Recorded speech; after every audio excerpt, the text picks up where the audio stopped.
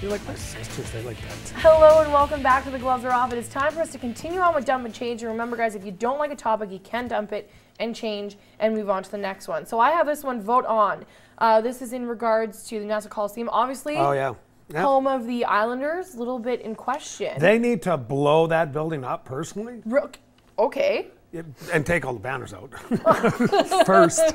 You know what? I played there and I hated the building. Why? It's old. It's there's a. So you're saying don't save it. You're saying level it and start from scratch. Oh my God! If they can find another place to go to, I understand where the players come from. Yeah. When I first walked in there, you see all the banners up there. Mike Bossy, Brent Trush, got to play with them, Dennis Potvin, Kenny Morrow, blah blah blah blah. I'm like, God, this is awesome. Skate on the ice, and there's this feeling of just a dead building. Really? It's like I can't explain it, but everybody who plays there feels the same way. And as less fans will come to the games after we, Well, how old is it? Like, is it? It's got to be. Oh, it's pretty ancient. 30, 40 years old, I imagine. But so 30 years old. This initiative, it's a $400 million referendum, really. The people voted on it. And they voted no. They said, no, we're not in favor of this. The turnout wasn't good at all. It wasn't good turnout. But as a resident of a community, don't you at least like the opportunity to vote on something as significant as this? You could see everybody getting a chance to vote, but it's not those people that are going to make the... Well, they're going to pay for it, right? I mean, that's why. I mean, it breaks down to like $14 a person, I think. But in the state, like we talked about earlier again, in the position that the states is in as a whole country, and every place has taken it. Yes, hey, Hamptons, tons of money. Been there, seen it. And you know what? I think they need to get some private... The community can't do it. The private sector might be able to have a new building. As usual. Yeah. All right, we'll move on to baseball. Let's talk about this. Not only the incredible induction into the Hall of Fame of Roberto Alomar, but the retiring of the number 12 at the Sky Dome. I'm always going to call it the Sky Dome. It doesn't exist as a Rogers Center for me. But as a baseball fan, my question is, Roberto Alomar, such a big name, a big personality. Who's next for Toronto? Is it going to be somebody from the Leafs? Is there going to be somebody who can be what Roberto Alomar was for Toronto? Do you see it coming anytime soon? I can't personally see it coming anytime soon. Will it come again? Absolutely. How long do you think it's going to take, though? It could take, you never know. I don't see it happening anytime. I just don't. No. Do you think it could be a Maple Leaf? I mean... You know what? The last guy I thought that was of any significance in my era, anyway, of a player was probably Wendell Clark. Was like the biggest, and he was, I mean, huge. I couldn't believe how big Wendell was, but he was well liked by every sector of every kind of person in Toronto. And he's got great restaurants now, too. Yeah, and he's just a good, people love that smaller guy that friggin' shoots a puck and score goals and could beat the hell out of anyone. But there's nobody in Toronto right now. Like, there's just... Chris Bosh got up and left. Like, I don't know. It can change. It can happen quick. Yeah. Like, nobody's seen when Alomar played for San Diego, he was just an everyday second baseman, just a dime a dozen. Colby Armstrong comes out next year, fills the net full of goals with his personality. He's on TV. He's a good leader, assistant captain. All of a sudden, the Leafs go on 2 Stanley Cups in a row. Okay, so you're hopeful.